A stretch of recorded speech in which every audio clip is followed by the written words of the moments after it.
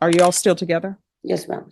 You say yes, ma'am, and then you look to the side, right? Oh, yes, ma'am, we are. All right, this is what the court is going to do, as previously stated. I'm just asking for a chance to get treatment and not go to prison. I'm not following the agreement that you all have reached on this motion to revoke. She's looking at a maximum of 10 years. All right, this is what the court is going to do. Welcome back to the channel, everyone. Today, we've got a wild case straight out of Texas featuring Roxanne Hutchinson, a woman who somehow thinks probation is more of a suggestion than a sentence. Now, this case has everything: weapons charges, gang supervision, CPS involvement, theft charges stacking up like poker chips, and a defendant who walks into court with the smugness of someone who thinks she's untouchable. But let's be clear, she's staring down the barrel of up to 20 years behind bars, and the way she carries herself in this courtroom is jaw-dropping. In this breakdown, we're going to unpack not just the judge's firm stance, but also the cracks in Hutchinson's story, her risky behavior, and how her lifestyle choices keep slamming the door on any second chances she's offered. Stick around, because there's a moment later where the judge has clearly had enough, and you're not going to want to miss it. But before we dive in, what do you guys think? Do you believe someone can pull themselves out of this cycle, or is Roxanne just too deep in it? Let's find out. Admonishments with your attorney, did you understand it and sign it in all the appropriate places? Yes, ma'am, I did. You understand you're charged with unlawfully carrying a weapon with a felony conviction as a second-degree felony. Range of punishment is anywhere from 2 to 20 years in prison and up to $10,000 fine. Did you understand? Yes, ma'am. Did you review the plea bargain page with your attorney? Did you understand it? Yes, ma'am, I did. According to the plea, punishment is to be assessed at 10 years in the prison. There's a $2,000 fine, and the state recommends community supervision. Did you understand that to be the plea? Yes, ma'am, I did. Outside the agreement, the state is recommending that your community supervision be for a term of 7 years. There be a TAP evaluation, 250 hours community service restitution. And if there is a drug case filed from the same date, they will take it in consideration as a part of this plea bargain agreement. Did you understand those were recommendations from the state, and the court does not have to follow those recommendations? Yes, ma'am, I did. Then to the offense as charged, how do you plead? Guilty, not guilty, or no contest? No contest. State, any evidence? Consider one of the attachments, Your Honor. No objections, Your Honor. All right, state, you may be excused. Court will accept into evidence state's exhibits 1 and attachments, and the court will review the same. All right, after reviewing state's exhibits 1 and attachments, the court will find there's sufficient evidence to find you guilty, and the court will find you guilty. Are you proceeding with sentencing? Yes, Your Honor. Anything you wish to say on behalf of your client? Judge, we're asking the court to follow the recommendation of the ADA. Ms. Hutchinson does have a stable place to live. She does work part-time. She earns $14 an hour. She helps her father.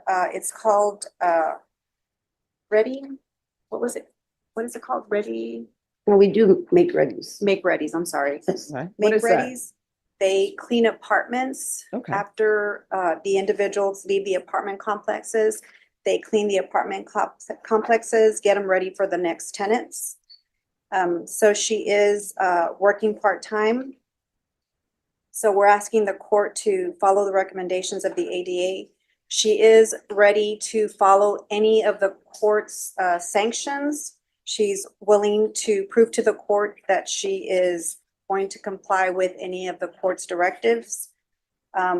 Also, Judge, with the $2,000 fine, since she does earn $14 an hour, if the court is willing to grant her application for probation, we're asking the court to lower the fine.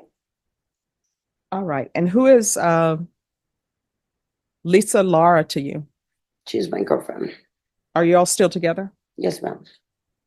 You say yes, ma'am, and then you look to the side, right? Oh, yes, ma'am, we are. All right, she's who in you the looking- Because she's in the courtroom. Okay. Notice how quickly Hutchinson agrees to everything the judge asks. Yes, ma'am. Yes, ma'am. Short, clipped answers like she's reading from a script. That's a classic probation courtroom move. But here's the kicker: while she's being polite on the surface, the body language tells a completely different story.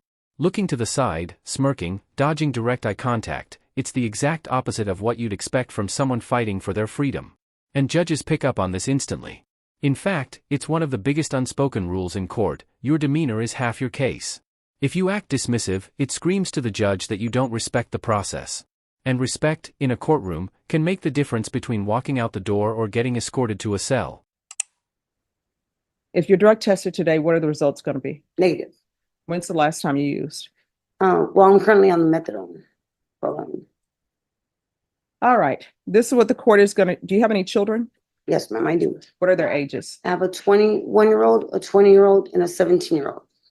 And And the 17-year-old, does he or she live with you? she lives with my father. And I am going through a CPS issue with my ex to receive joint custody for my son. All right. And then Lisa Lara, does she have any children? Yes. And what are their ages? Yeah, one, a boy, he's 16. All right. And where does the 16-year-old live? He lives with her father. Okay. Do you have any grandchildren? Yes, ma'am, I do. How many? I have two, And what are their ages? 5 and 6. And do you see them? On a regular basis. My daughter just got married and she moves to Fort in Kentucky Okay. with her new husband. All right. All right. This is what the court is going to do, as previously stated. 10 years in the prison, suspended and probated for 7 years. $2,000 fine probated. Proof of employment within 30 days. No employment as a home health care provider or with minors. Regular reporting by Zoom or in person. Based upon the police report, there's to be gang supervision. State will dismiss any drug case occurring on the same date, offense date, which is May 10th, 2024. There's to be no unsupervised contact with minors. There's to be CPS compliance. And since she's going to be under gang supervision, I know they'll do the visitation, so I'm not going to ask you all to do the visitation. There's to be regular random UAs, 250 hours of community service restitution. I'm going to order parenting classes. Once she completes parenting classes, 100 of those hours will be deemed satisfied. How far did you go in school? I graduated high school, ma'am. What are you planning on doing with the rest of your life? Hopefully starting a business of my own. This part is fascinating. When asked if she's still with her girlfriend, Hutchinson hesitates, glances to the side, then quickly corrects herself. That's not just nerves, that's someone trying to calculate their answer mid-testimony. Then, the drug test question hits, and her response is almost too quick, too clean, negative. But then, without prompting, she adds, "Well, I'm currently on methadone." That's like saying, "No, officer, I'm not drunk, I just had 3 shots of tequila earlier." Methadone might be prescribed, but throwing it out there without context only raises red flags. This is where defendants forget, judges are trained to hear not just what you say, but what you reveal by accident. She's in parenting classes already because of CPS. They'll confer with CPS and the court will accept those hours if it's successfully completed. All right. And the court will deduct another 100 hours if she provides proof that she's filed for a DBA. Probation, is there anything else she needs? Is there anything else you need from the court to be successful? No, Judge. And previously, I don't know if it was said on the record or not, but when this plea bargain was accepted, the court did previously at that time find that there was sufficient evidence to find her guilty, and the court found her guilty. So just so the record is clear, the court did find you guilty. Yes, ma'am. All right, thank you. You're excused. Probation will go over conditions. One last item. Yes. The court assessed minimum supervisory fees. No, I've already probated the fine. All right, court is calling 2024 CR 007. And are you Roxanne Hutchinson? Yes, ma'am. All right, did you review the motion to revoke community supervision and state's motion to supplement pending motion to revoke with your attorney? Yes, ma'am. Did you understand it? Yes, ma'am, I did. Are you the same Roxanne Hutchinson who was placed on community supervision in 2024 CR 007949 for the offense of unlawfully carrying a weapon with a felony conviction for 7 years on November 7th, 2024? Is that you? Yes, ma'am. All right, state. Violation of condition number 1, on or about the 19th day of February 2025 in Bexar County, Texas, the defendant Roxanne Hutchison committed the offense of theft in violation of condition number 1. How do you plead to that? True or not true? True. The state will waive and abandon the remaining violations, Your Honor. Any objections? No objections, Your Honor. All right. Did you understand by pleading true to violation of condition number one, the court could find it true, grant the motion, find you guilty, grant the motion, and sentence you up to 10 years in the prison Yes, ma'am. and up to a, Here's where Judge Boyd lays out the conditions, and honestly, this is where Hutchinson should have had her wake-up call. 7 years probation, $2,000 fine suspended, employment requirements, no unsupervised contact with minors, CPS compliance, random drug tests, and gang supervision.